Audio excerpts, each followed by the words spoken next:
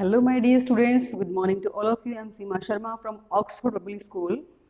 So today I'm going to start our second poem of 10th class, that is A Tiger in the Zoo. So two stanzas we have already done. I'm going to start our third stanza now. Before going to start its explanation, I want to clear the meaning of the stanza. So in the third stanza यहाँ पे जो है वो poet की एक imagination हो रही है और पोइट क्या इमेजिनेशन कर रहा है, if the tiger would not found his prey in his natural habitat, then definitely the tiger will come near the villages to find his prey and he will be the cause of the terror for the villagers. तो यहाँ पे क्या बताया गया है कि अगर tiger को उसके नेचुरल हैबिटेट के अंदर उसका जो वो प्रे नहीं मिलता है, कोई बीस नहीं मिलता है, उसका खाना नहीं मिलता है, तो वो क्या करेगा, अपने जो वो जंगल एज पे खड़ा हो जाएगा, किसी भी जो है वो जंगल का जो एज होगा, जो मेन पॉइंट होगा वहाँ पे, और गांव वालों को डराना शुरू कर देगा। कैसे शुरू कर देगा? By showing his sharp teeth and toes, उसके जो पंजे हैं और जो नुकीले जो दांत है, तीखे जो शार्प टीथ हैं, उसको दिखा के जो एक टेरर की फीलिंग जो है वो लोगों में क्रिएट कर देगा। So here poet wants to say that if we will destroy the natural habitat of a tiger, then definitely forcefully they turn to our town and villages to fulfill their needs. तो यहाँ पे क्या कहने की कोशिश कर रहा है कि अगर हम जो है वो इसी तरह से डिस्ट्रॉय करते रहे उनके नेचुरल हैबिटेट को, जंगल को डिफोरेस्टेशन करते रहे, उनको जो है वो फोर्सफुली वहां से उठा के उनको इम्प्रिजन कर दिया हमने जू के अंदर, तो यहाँ पे ये जो थर्ड स्टेंजा है, यहाँ पे इमेजिनेशन हो रहा है, पोइट आपको एक मैसेज दे रहा है, एक मैसेज कन्वे करने की कोशिश कर रहा है। So let us start. तो इसको हम यहाँ पे लिखेंगे, इमेजिनेशन है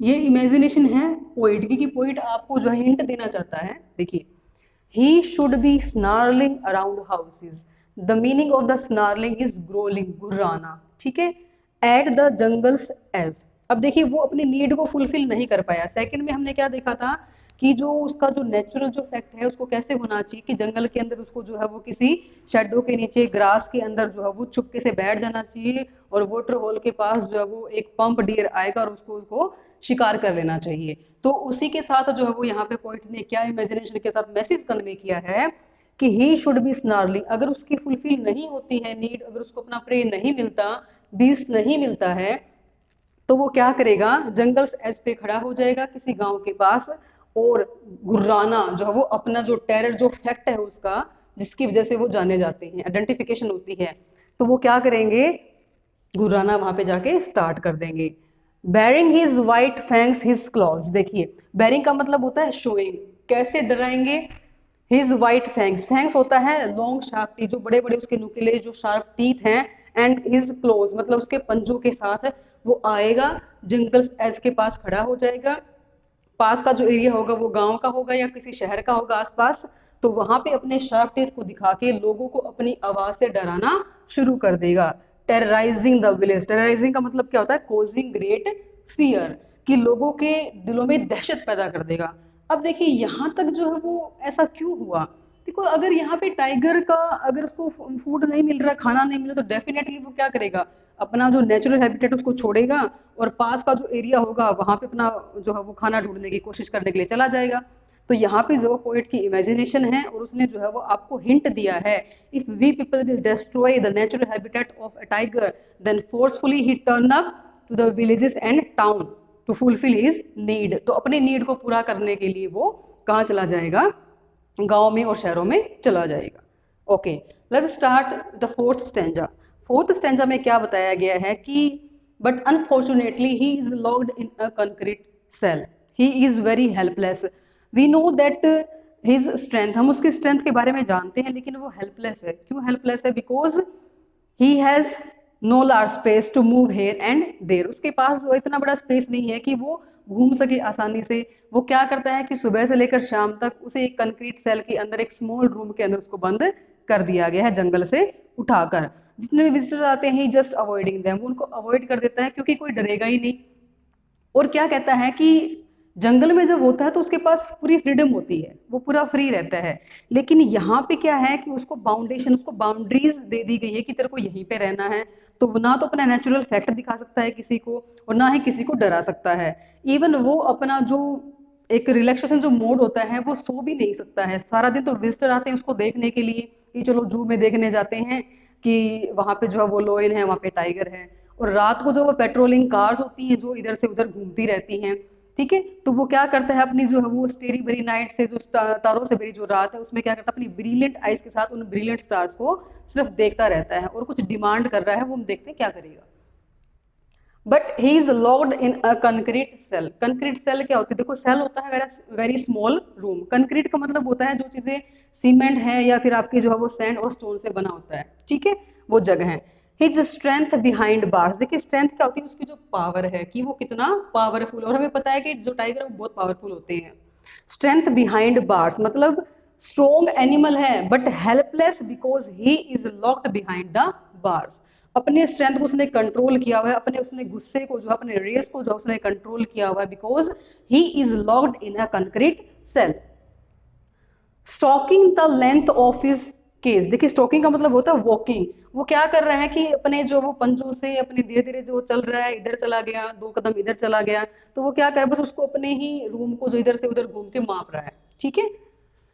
इग्नोरिंग विजिटर्स, अब देखो विजिटर्स क्या होते हैं, दिन में देखने के लिए जाते हैं, उसको विजिट करने के लिए जब जाते हैं, not paying any attention to them, ठीक है, वो उनकी तरफ कोई भी अटेंशन नहीं देता।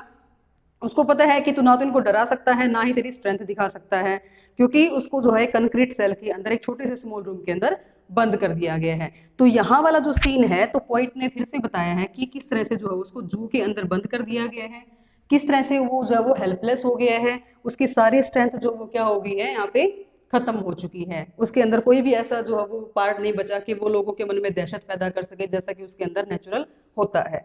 तो ओवरऑल हमने इस स्टैंजे में क्या देखा, यहाँ पे पोएट की इमेजिनेशन थी, ठीक है, वो यहाँ पे जो एक मैसेज कन्वे कर रहा है, एक हमें हिंट दे रहा है। अगर उसकी भूख को शांत नहीं किया गया, उसको जंगल में नहीं छोड़ा गया, तो वो क्या कर देगा, जंगल को छोड़ के गांव पर अटैक कर देगा, लोगों के मन में दहशत फैला देगा। इस तरह से फोर्थ स्टैंजे में क्या बताया गया है कि उसको वो मजबूर है, वो अपना टेरर जो है वो अपना जो स्ट्रेंथ है वो नहीं दिखा सकता। क्यों नहीं दिखा सकता, locked in a concrete cell, उसको जो है वो एक सलाखों के पीछे डाल के छोड़ दिया गया है। Now let us start with our fifth stanza, that is our last stanza of this poem. So in this stanza what a poet want to say, poet यहाँ पे क्या कहने की कोशिश कर रहा है, यहाँ पे वो कहने की कोशिश कर रहा है कि he has no rest during the day, उसको जो है वो आराम नहीं मिलता दिन के दौरान, only because of visitors to see him, जो उसको देखने के लिए विजिटर जाते हैं उसको जो दिन में कोई आराम नहीं मिलता। Even at the night he is very restless because of the sound of the patrolling car. देखो पेट्रोलिंग कार की जो साउंड होती है, जो सिक्योरिटी चेक वाले होते हैं, जो वो एक राउंड लगाने जाते हैं कि सब कुछ सेफ है या नहीं है वहां पे, तो उसको हम सिक्योरिटी चेक के हिसाब से बोल सकते हैं। Because at the night he is very restless because only patrolling cars, patrolling cars की वजह से जो उसकी रातों की नींद खराब हो गई है। And he is very restless during the day only because of the visitors, तो विजिटर्स जब आते हैं तो उसकी वजह से जो उसका दिन का जो वो चैन खत्म हो चुका है। इवन रात को पेट्रोलिंग जो नॉइस आती है, जो वॉइस आती है, जो घूमने के लिए जाती है, उसकी जो क्रिएट होती है, जो साउंड क्रिएट होती है, उसकी वजह से भी वो क्या हो गया है, रेस्टलेस हो गया है। तो यहाँ पे वो क्या कर रहा है, even he just walking here and there and he just looking the brilliant star with his brilliant eyes, वो अपनी आंखों में एक चमक लिए हुए, मतलब वो भगवान से वो प्रे कर रहा है, आस्किंग फॉर हेवन, ठीक है, कि वो भगवान से क्या प्रार्थना कर रहा है कि why he is imprisoned here, कि उसका क्या कसूर है भगवान कि तूने उसको यहाँ पे क्यों बंद कर दिया। उसकी एक उम्मीद है, ठीक है, उसकी एक विश है कि उसको यहाँ से निकाल दिया जाए। उसने ऐसा क्या पाप किया है कि उसको वहां से उसके नेचुरल हैबिटेट से उठा के इसको इस यहाँ पे इस जू के अंदर कैप्ट कर दिया गया है। चलिए स्टार्ट करते हैं last stanza. He hears the voice at night, the patrolling cars, and stares with his brilliant eyes. देखिए जो दिन का जो आराम था वो विजिटर की वजह से क्या हो चुका था, डिस्ट्रॉय हो चुका था। और रात को जो है वो रात को भी आराम नहीं मिलता, ये कह दिया जाए कि वो कम से कम रात को तो रेस्ट कर सकता है, but he is restless only because of patrolling car. Patrolling car जो वो राउंड लगाने के दौरान जो जिप्सियां जो होती हैं, जो घूमती हैं, पुलिस वाले जो होते हैं राउंड लगाते हैं, तो उनकी साउंड की वजह से भी वो क्या होता है, रेस्टलेस हो चुका है। And stairs with his brilliant eyes, और वो क्या है, सिर्फ एक टकटकी लगाए अपनी उस आंखों में चमक भरे उन सिर्फ सितारों को देख रहा है। एट द ब्रिलियंट स्टार्स, वो चमकते जो सितारे हैं वो उसको एक उम्मीद, वो भगवान से यहाँ पे प्रे कर रहा है। Now he is praying to God, वो भगवान से प्रार्थना कर रहा है। क्या प्रार्थना कर रहा है कि why he is in prison here, heaven से पूछ रहा है। हेवन का मतलब यहाँ पे मतलब जो वो स्वर्ग नहीं है, वो भगवान से रिक्वेस्ट कर रहा है कि why he is in prison here. So my dear student, this was the our second poem of 10th class, A Tiger in the Zoo. So what is the message behind this poem? इस poem के पीछे क्या message दिया गया था? इस poem के पीछे यही, मतलब इस तरह के एनिमल्स को जो उठा के जो वो जू के अंदर बंद कर दिया जाए, because only for the showpiece, उसको जो वो शो पीस दिखाने के लिए कि विजिटर्स आ रहे हैं, उसको तमाशा ना बनाए। ठीक है, हमारे पास कोई राइट नहीं है कि हम उनको उनके नेचुरल हैबिटेट से उठाए और उनको किसी ऐसी जगह जो बंदी बना के सलाखों के पीछे डाल दिया जाए, जू के अंदर, चिड़ियाघर के अंदर। क्योंकि हर एक पर्सन को जो है वो अपने सेफ जोन में, अपने रिलैक्स जोन में, नेचुरल हैबिटेट के अंदर रहने का राइट है। ठीक है, तो हमारे पास वो राइट नहीं है कि हम उनको वहां से उठाए। ये नहीं कि वो मतलब बोल नहीं सकते हैं, वो उनके पास ऐसा कोई राइट नहीं है, वो चुप रह जाते हैं। तो हमें भी जो है इस चीज़ों का फायदा नहीं उठाना चाहिए। और एक यहाँ पे सबसे बड़ा मैसेज दिया गया है डिफोरेस्टेशन का। ठीक है, कि इमेजिनेशन दी गई है कि आने वाले टाइम में बताया गया अगर इस तरह से डिफोरेस्टेशन होता रहा तो ये जो जो जंगली जानवर हैं, ठीक है, तो वो क्या करेंगे, गांव की तरफ या फिर शहरों की तरफ मूव करना स्टार्ट कर देंगे। तो यहाँ पे पोइट ने दो तरह के मैसेज कन्वे करने की कोशिश की है कि एक तो किसी को नेचुरल हैबिटेट से ना उठाया जाए, दूसरा जो है वो डिफोरेस्टेशन ना किया जाए। सो माय डियर स्टूडेंट्स, ये थी हमारी सेकंड पोएम। इसके अंदर आप जो है वो चेक कर सकते हैं कि फिगर ऑफ स्पीच कौन कौन सा यूज किया गया है। साउंड आप चेक कर लीजिए, अगर आपको जो है वो राइमिंग स्कीम बनानी है तो इसके अंदर भी आप देख सकते हैं, जैसे मान लो कार्स और स्टार्स जो है वो मैच हो रहा है, तो ऐसे केस में आप क्या कर सकते हैं, बाकी सभी स्टेंजेस के अंदर ऐसे ही दिया गया है कि ये वाला और सेकंड और फोर्थ लाइन आपकी मैचिंग कर रही होती है, जैसे नाइट और आइज का कोई कॉम्बिनेशन नहीं है। So read this poem very carefully. Wish you all the best and God bless you.